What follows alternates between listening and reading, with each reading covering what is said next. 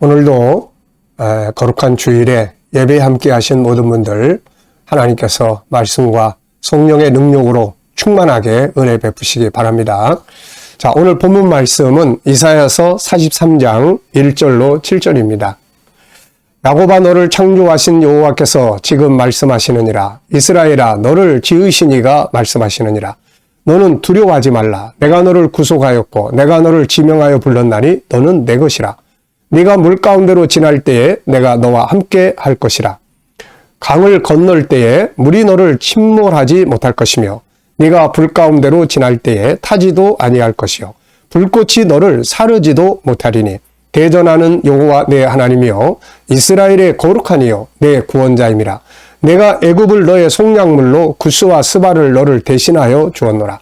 내가 내 눈에 보배롭고 존귀하며 내가 너를 사랑하였은즉 내가 내 대신 사람들을 내어주며 백성들이 내 생명을 대신하리니 두려워하지 말라. 내가 너와 함께하여 내 자손을 동쪽에서부터 오게 하며 서쪽에서부터 너를 모을 것이며 네가 북쪽에서 이르기를 내놓으라. 남쪽에게 이르기를 가둬두지 말라.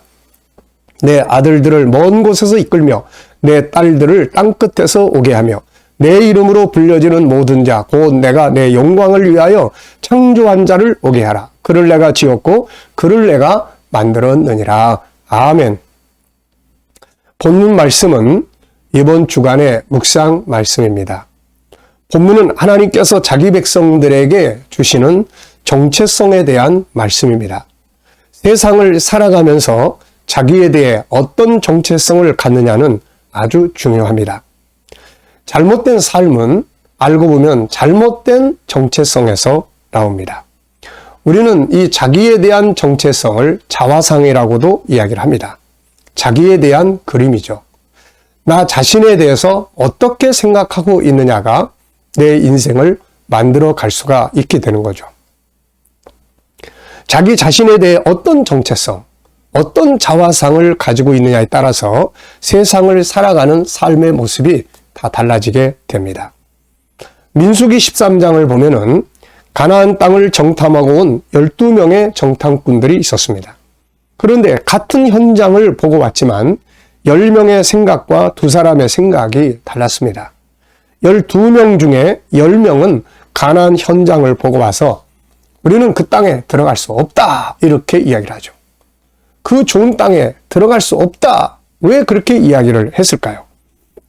자, 민수기 13장 31절을 보면은 그와 함께 올라갔던 사람들은 이르되 우리는 능히 올라가서 그 백성을 치지 못하리라. 그들은 우리보다 강하니라 하고.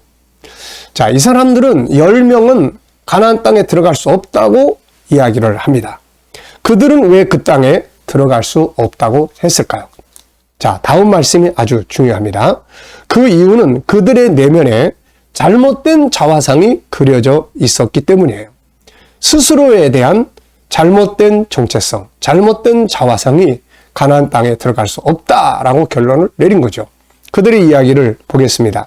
자, 민수기 13장 32절을 보면은 이스라엘 자손 앞에서 그 정탐한 땅을 악평하여 이르되 우리가 두루 다니며 정탐한 땅은 그 거주민을 삼키는 땅이요 거기서 본 모든 백성은 신장이 장대한 자들이며 거기서 네피림 후손인 아낙 자손의 거인들을 보았나니 우리는 스스로 보기에도 메뚜기 같으니 그들이 보기에도 그와 같았을 것이니라. 아멘. 자, 그들은 가나안 땅과 그 땅에 있는 좋은 것들을 봤으면서도 그 땅의 사람들을 보고 그리고 그들이 가지고 있는 무기들을 보면서 무슨 생각이 들었냐면은 야, 우리 도저히 못 이겨. 우리는 우리 스스로가 생각해봐도 저 사람들과 비교해 볼 때 메뚜기 같다. 여기서 나온 말이 메뚜기 자화상이라는 말입니다. 자기 스스로를 보잘것없는 메뚜기처럼 생각을 하고 있다는 말이죠. 이런 자화상을 가지고는 가나안 땅을 들어갈 수가 없습니다. 그래서 결국 이 사람들은 들어가지 못하고 다 그 자리에서 죽고 말았던 것이죠. 자신을 스스로 메뚜기처럼 여겼습니다. 이런 정체성, 이런 자화상을 가지고는 가나안 땅에 들어갈 수 없었고 실제로도 이들은 들어가지 못하고 그곳에서 죽고 말았죠. 그런데 반대로 또 다른 자화상, 정체성을 가진 사람들이 있었는데 이들은 여호수아와 갈렙이었습니다. 자, 이들은 이렇게 이야기를 합니다. 민수기 14장 6절부터 보면 그 땅을 정탐한 자 중 눈의 아들 여호수아와 여분의 아들 갈렙이 자기들의 옷을 찢고 이스라엘 자손의 온 회중에게 말하여 이르되 우리가 두루 다니며 정탐한 땅은 심히 아름다운 땅이라 여호와께서 우리를 기뻐하시면 우리를 그 땅으로 인도하여 들이시고 그 땅을 우리에게 주시리라. 이는 과연 젖과 꿀이 흐르는 땅이니라. 다만 여호와를 거역하지는 말라. 또 그 땅 백성을 두려워하지 말라. 그들은 우리의 먹이라. 그들의 보호자는 그들에게서 떠났고 여호와는 우리와 함께 하시느니라. 그들을 두려워하지 말라 하니. 자, 이 두 명은 들어갈 수 있다고 이야기를 합니다. 같은 장소, 같은 상황들을 보고 왔는데 10명은 들어갈 수 없다. 이 두 명은 들어갈 수 있다. 이렇게 이야기를 하죠. 이유가 뭡니까? 정체성의 차이예요. 10명은 우리는 메뚜기 같아. 그럼 못 들어간다는 거고. 이 두 명은 하나님이 함께 하시면 갈 수 있다. 이들은 믿음의 정체성을 가지고 있는 거죠.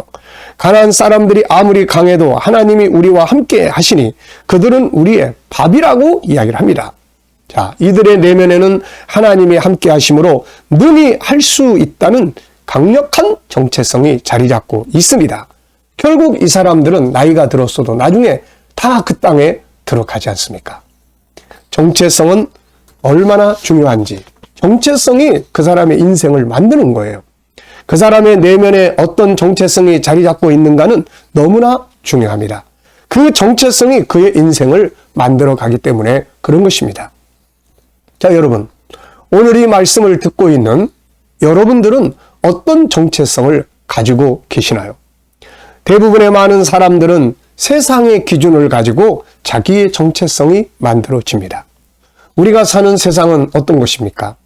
약육강식, 물질주의가 지배하는 것입니다. 그래서 힘 있는 사람은 왕이 되고 힘이 없는 사람은 노예가 되고 종이 됩니다. 돈이 많으면 왕이 되고 주인이 되고 돈이 없으면 노예가 되고 종이 되고 사람들에게 소외당하고 그렇게 되죠. 이것이 세상을 지배하는 가치관이에요. 그런데 이런 가치관을 가지고 우리 정체성이 만들어지고 있다는 것이죠. 그러다 보니까 이런 가치관이 가정을 지배합니다. 가정에서도 힘 있는 사람이 왕 노릇하려고 그러고 서로 존중함이나 서로 존귀하게 여기고 이런 게 없는 거예요. 학교도 이런 가치관이 지배합니다. 힘 있는 놈들이 힘없는 아이들 왕따시키고 소외시키고 이런 가치들이 사회를 지배하는 거예요. 그리고 많은 사람들은 이 가치, 이 기준에 의해서 내면의 정체성을 만들어 가지고 삽니다. 그래서 많은 사람들이 자기 자신을 세상과 비춰보니까 물질주의, 힘의 논리에 의해서 자기를 보니까 자기 영 형편없어요. 그래서 자기를 학대하고 때로는 자기를 멸시하면서 삽니다. 나 같은 건 아무것도 아니야. 나 같은 건 태어날 가치도 없어. 나는 내가 싫어. 나는 아무리 해도 나는 안 돼. 세상은 어차피 금수저가 다 지배하게 돼 있어. 이러면서 절망에 빠져 있는 경우가 너무나 많은 거예요. 그뿐입니까? 자기보다 약한 사람들은 지배하려고 그러고 무시하려고 그러고 학대하고 소외시키고 왕따시키고. 여러분, 가장 안타까운 것은 우리 아이들이에요. 아이들의 내면에 이런 잘못된 정체성들이 만들어지고 있다는 겁니다. 그래서 자존감이 떨어져 있고 아무것도 할 수 없는 자신의 자화상을 만들어 가지고 그것 때문에 스스로를 학대하거나 자기 인생을 망가뜨려 가고 있다는 것입니다. 그래서 아이들에게 어려서부터 올바른 정체성을 바로 심어주는 것은 무엇보다도 중요한 일이에요. 제가 월요일이면은 우리 조리원에 가서 아기 난 엄마들을 교육을 합니다. 그분들에게 강의하는 게 이거예요. 이거. 아기 때부터 내면에 정체성을 바르게 심어줘야 된다. 어떤 정체성이 내면에 만들어지냐에 따라서 아이들의 미래는 그렇게 그려진다. 그러면서 거기는 안 믿는 사람들이 대부분이죠. 근데 그분들에게 제가 창세기 1장 27절을 그거를 소개하는 거예요. 하나님이 아이들을 세상에 만들어 보냈는데 이렇게 하나님을 닮은 놀라운 능력을 가진 사람으로 보낸다. 그래서 아이들에게 이야기할 때 이 아기들한테 젖먹이면서 엄마한테 와줘서 고마워. 넌 하늘이 보낸 선물이야. 넌 하나님을 닮은 존재야. 이 말을 많이 해주라고 이야기를 하고 있어요. 왜? 내면의 정체성이 심어져야 되니까요. 아이들이 커가면서도 부모님들의 하는 말들이 정체성을 만들어요. 아이들은 세상에서 보고 듣는 정보들에 의해서 자기 정체성이 만들어집니다. 그래서 어떤 아이들은 막 자기를 학대해요. 아이들 상담하면서 제가 항상 묻는 말이에요. 너는 너 자신 어떻게 생각하니? 네, 저는요, 내가 싫어요. 이런 말 들으면 막 마음이 아파지죠. 자, 여러분, 정체성은 그 사람의 인생을 만드는 거예요. 그래서 인생을 바꾸고 싶으면 정체성을 바꾸라. 여러분들은 자기 자신에 대해서 어떤 생각을 가지고 있고 자기를 어떤 사람으로 생각을 하고 있습니까? 내 자신을 어떻게 생각하느냐에 대한 정체성이 결국 내 인생을 만들어가는 거예요. 그래서 인생을 바꾸고 싶으면 정체성을 바꿔라. 저는 그것에 대해서 경험한 사람이에요.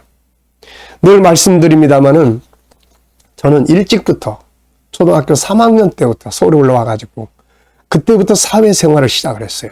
어떻게 보면 먹고 사는 일에 사회에 던져진 거죠. 그래서 세상을 살아가면서 이런 일 저런 일 다 해보면서 사회에서 알게 된 게 있었어요. 그게 뭐냐? 바로 약육강식. 아, 세상은 힘의 논리가 지배하는구나. 힘없는 놈은 당하는 거고 힘 있는 놈이 지배하는 거고 물질주의. 돈 많은 사람은 어디 가도 인정받고 나같이 돈 없고 보잘것없는 사람은 인정도 못 받고 소외당하고. 그래서 저는 항상 그 기준으로 나를 봤을 때는 난 항상 형편없는 사람이었어요. 보잘것없는 사람이었어요. 그래서 항상 전 그런 생각을 많이 했습니다. 도대체 나는 왜 세상에 태어났나? 우리 엄마 아버지는 왜 나를 낳았나? 이렇게 세상에서 소외당하고 고생만 하다가 죽어서 끝나는 게 이게 인생이라면 도대체 사는 의미가 뭘까? 본의 아니게 철학자와 같은 생각을 많이 가지고 살았어요. 그러다가 어느 날 성경을 통해서 놀라운 사실을 보게 됐습니다. 하나님이 말씀하시는 나에 대한 이야기들을 보기 시작했어요. 예수님이 십자가에 달려 돌아가신 것이 과연 내가 그만한 가치가 있는 존재인가? 이런 생각들을 하기 시작했어요. 그래서 성경에 나타나 있는 하나님의 말씀을 통해서 새로운 나를 보게 되었습니다. 새로운 나를 봤을 때 희망이 생겼어요. 세상의 기준으로 나의 모습을 봤을 때는 형편없던 내가 하나님의 말씀을 기준으로 해서 봤을 때는 대단한 존재예요. 존귀한 존재, 너무나 위대한 존재였어요. 그래서 그때부터 결심한 게 하나 있었습니다. 그게 뭐냐면은 하나님이 나를 이렇게 존귀하게 만들었는데 내 인생을 내가 아무렇게나 살지 말자. 나는 시시한 존재가 아니다. 그래서 지금도 저는 아침에 일어나면 거울을 보고 나의 정체성을 이야기를 합니다. 나는 하나님을 닮은 존재다. 하나님을 닮은 이런 사람이다. 이 정체성이 바뀌면서부터 이런 생각이 변하기 시작했어요. 그래서 이런 결심을 했습니다. 하나님이 나를 이렇게 존귀하게 만드셨는데 내가 내 인생을 아무렇게나 살아서는 안 된다. 내 인생을 존귀하게 살자. 이때부터 인생의 전환점이 생겼습니다. 그리고 그 후에 책을 썼는데 제일 처음으로 쓴 책이 바로 당신이 보물입니다. 알고 보니까 나는 보물이에요. 인간은 보물이에요. 존귀한 존재야. 그래서 쓴 책이 당신이 보물입니다. 그리고 이걸 바탕으로 해서 이 보물을 더 펼쳐놓은 것이 G7이라고 하는 책들입니다. 여러분, 우리는 세상의 기준을 바탕으로 자기 정체성을 만들면 안 돼. 우리 아이들도 세상에 보고 듣는 것들을 기준으로 자기 정체성을 만들면 안 됩니다. 그러면 실패자의 정체성을 갖게 돼요. 우리는 세상의 기준이 아닌 하나님의 말씀을 기준으로 하여 자기의 정체성을 만들고 자녀들의 정체성을 만들어 주어야 하는 것입니다. 오늘 본문은 하나님께서 우리들의 정체성을 명확하게 설명해 주시는 말씀이에요. 너는 이런 존재야. 너는 이러이러한 존재야. 우리의 정체성을 명확하게 말씀하시는 것이 오늘 우리가 읽은 이 본문의 말씀입니다. 이 말씀이 나의 정체성이 되고 자녀들의 정체성이 될 수 있도록 가르쳐야 합니다. 본문에서 가장 빛나는 말씀을 찾으라고 그러면 저는 오늘 설교의 주제를 찾습니다. 네가 내 눈에 보배롭고 존귀하며 네가 너를 사랑하였은즉 내가 너 대신 사람들을 내어주고 백성들이 내 생명을 대신하려니 하나님은 우리에게 이렇게 말씀하셨어요. 너는 보배롭고 존귀한 자야. 내가 너를 사랑한다. 아멘 할렐루야 아닙니까 여러분? 누가 지금 이렇게 말씀하시고 있나요? 전능하신 하나님이 이렇게 말씀하시고 있는 거예요. 너는 보배롭고 존귀한 자야. 내가 너를 사랑해. 구약에는 성부 하나님이 말씀을 하셨어요. 신약에 오면은 예수께서 육신의 몸을 입고 오신 성자 하나님이신 예수님께서 이 말씀을 해주셨어요. 마태복음 16장 26절에 보면 사람이 만일 온 천하를 얻고도 제 목숨을 잃으면 무엇이 유익하리요? 사람이 무엇을 주고 제 목숨과 바꾸겠느냐? 예수님은 야, 너는 온 천하보다 귀한 존재야. 이것을 말씀하고 있는 것이죠. 사람은 온 천하보다 귀한 존재입니다. 아무것도 아닌 존재가 아니라 천하보다 귀한 존재입니다. 그래서 자기 자신을 존중하고 함께 살아가는 사람들을 존중할 수 있어야 돼요. 누구도 이 세상에 무시당하기 위해서 온 사람들은 아무도 없는 거죠. 우리는 이렇게 존귀한 자들이기 때문에 예수님이 자기 목숨을 바쳐서 우리를 살려내신 것입니다. 세상에 여러분, 가치 없는 일을 위해서 자기 목숨까지 내놓는 일이 있나요? 없습니다. 저는 그래서 예수님이 십자가에 죽으셨는데 과연 내가 그만한 가치가 있나? 처음에는 아유 나 같은 게 뭐. 그런데 나중에 알고 보니까 맞아, 그래. 나는 그만한 가치가 있어. 그 가치를 잃어버렸기 때문에 주님이 십자가에 죽으시면서 그 가치를 다시 살려주신 거야. 이렇게 알게 됐습니다. 그러면 여러분, 저와 여러분 모두는 오늘 이 정체성으로 자기의 정체성을 바꿔야 됩니다. 나는 보배롭고 존귀한 자다. 그렇다면 하나님께서 왜 우리에게 너는 보배롭고 존귀한 자라고 말씀을 하셨을까요? 오늘 본문 속에 보면은 세 가지 이야기를 해놓고 있습니다. 보배롭고 존귀한 이유. 첫째, 43장 1절 끝부분을 보면 내가 너를 지명하여 불렀다. 내가 너를 지명하여 불렀다. 이것은 주님의 선택을 말합니다. 시편 139편 13절로 18절이 바로 우리의 존재의 배경을 설명을 하고 있어요. 하나님은 창세전에 우리를 보시고 선택하셨습니다. 그분이 우리 한 사람 한 사람을 지명해가지고 불러낸 거예요. 우리가 멋대로 마음대로 온 게 아니에요. 제가 조련에서 우리 애기 엄마들한테 이 이야기 나눌 때 애기들을 우리 엄마들이 계획해가지고 디자인해가지고 나셨나요? 그러면 다 아니라고 그래요. 그럼 누가 이런 생명을 세상에 보냈어요? 바로 하나님 보내신 거란 말이죠. 그분이 우리를 불러냈어요. 야, 김성길, 내가 너를 생명으로 불러낸다. 그 불러낸 겁니다. 그 하나님이 우리를 지명해서 불러낸 거예요.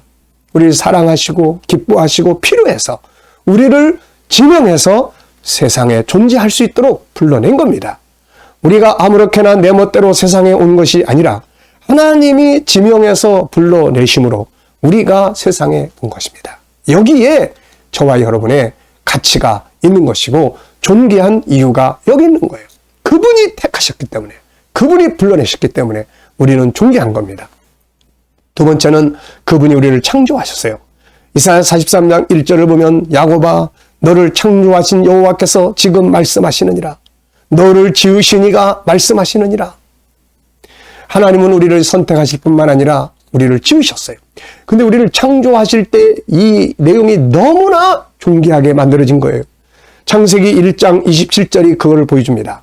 창세기 1장 27절을 보면 하나님이 그분의 형상대로 우리를 창조하셨다고 소개를 하고 있어요. 하나님이 우리를 만드실 때 그냥 아무렇게나 만든 게 아니에요. 하나님 우리 만드실 때에 흙덩어리로만 만든 게 아닙니다. 하나님 우리를 만드실 때 하나님을 닮은 존재로 만들었어요. 그래서 제가 그 애기 엄마들한테 여러분이 낳은 아이들은 하나님을 닮은 존재예요. 신을 닮았습니다. 그래서 다 천재성을 가지고 오는 거예요. 이 아이들의 내면에 있는 이 천재성을 밖으로 끌어내기 위해서 어떤 말들을 해줘야 합니까? 그래서 그 대화법을 강의해주고 교육하고 있는 겁니다. 우리는 하나님의 형상대로 만들어졌습니다. 전능하신 하나님을 닮은 존재로 만들었다는 말이에요. 그래서 우리가 하나님의 자녀가 되고 능력 있는 삶을 살아갈 수 있는 자격을 가진 사람들이에요. 우리는 단순히 흙덩어리로 만들어진 것이 아니라 다이아몬드 같은 보물덩어리로 만들어진 것입니다. 그래서 제가 당신은 보물입니다. 나는 보물입니다. 보물로 만들어진 거예요. 우리 인간은 누구나 다 본능이 있어요. 무슨 본능이 있나요? 나는 좀 존귀하게 인정받고 싶어. 나도 좀 존중받고 싶어. 왜 이런 마음이 생깁니까? 인간은 존귀하게 만들어졌기 때문에 자기도 그렇게 살고 싶은 본능을 가지고 있는 것이에요.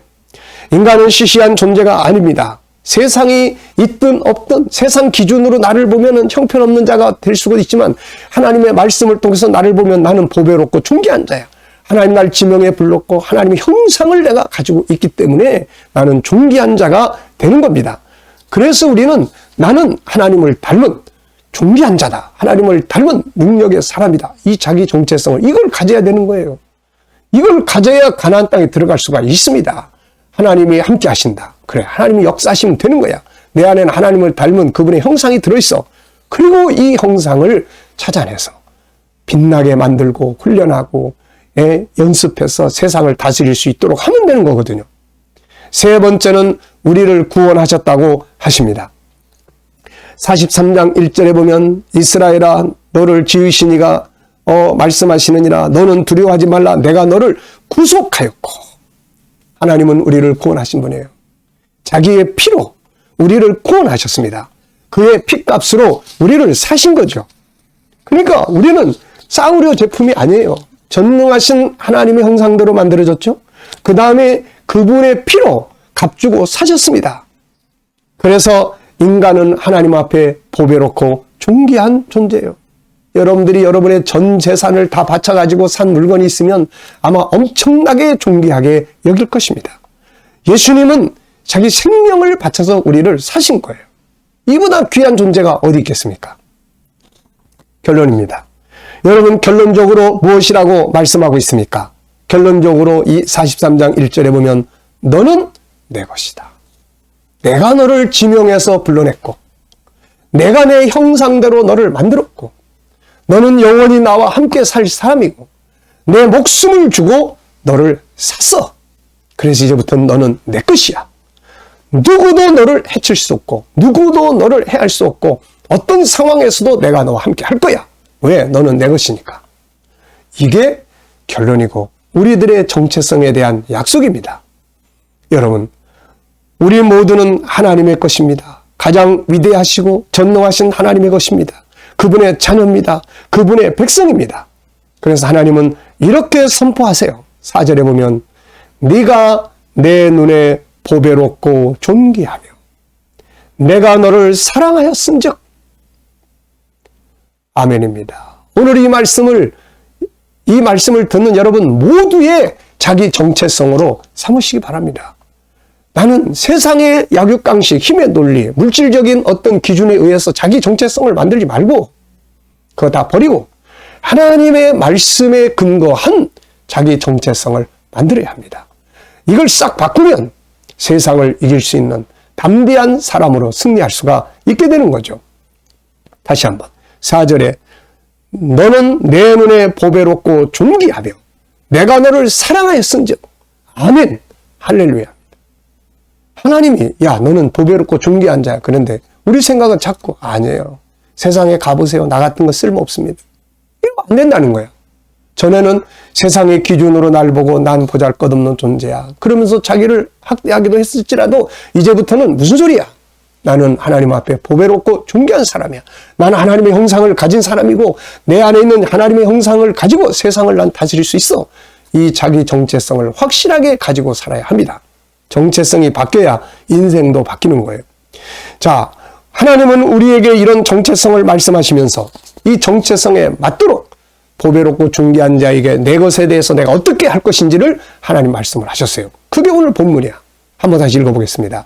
네가 물 가운데로 지날 때에 내가 너와 함께 할 것이다. 홍해바다 지날 때에 하나님 함께 하셔서 길을 여셨어요. 강을 건널 때에 물이 너를 침몰치 못할 것이다. 요단강을 건널 때 요단강물이 그들을 해치지 못합니다. 네가 불 가운데로 지날 때에 타지도 아니할 것이요 불꽃이 너를 사르지도 못하리니. 다니엘의 세 친구가 풀무불 속에 들어갔었지만 주님은 그곳에서 그의 것들인 세 친구들과 함께 하셨던 거죠. 대전하는 여호와 내 하나님이요 이스라엘의 거룩한 이요 내 구원자임이라. 내가 애굽을 너의 속량물로 구스와 스바를 너를 대신하여 주었노라. 네가 내 눈에 보배롭고 존귀하며 내가 너를 사랑하였은즉 내가 내 대신 사람들을 내어주며 백성들이 내 생명을 대신하리니 두려워하지 말라. 내가 너와 함께하여 내 자손을 동쪽에서부터 오게 하며 서쪽에서부터 너를 모을 것이며 내가 북쪽에게 이르기를 내놓으라. 남쪽에 이르기를 가둬두지 말라. 내 아들들을 먼 곳에서 이끌며 내 딸들을 땅끝에서 오게 하라. 내 이름으로 불려지는 모든 자 곧 내가 내 영광을 위하여 창조한 자를 오게 하라. 그를 내가 지었고 그를 내가 만들었느니라. 아멘입니다. 문제는 세상이 아닙니다.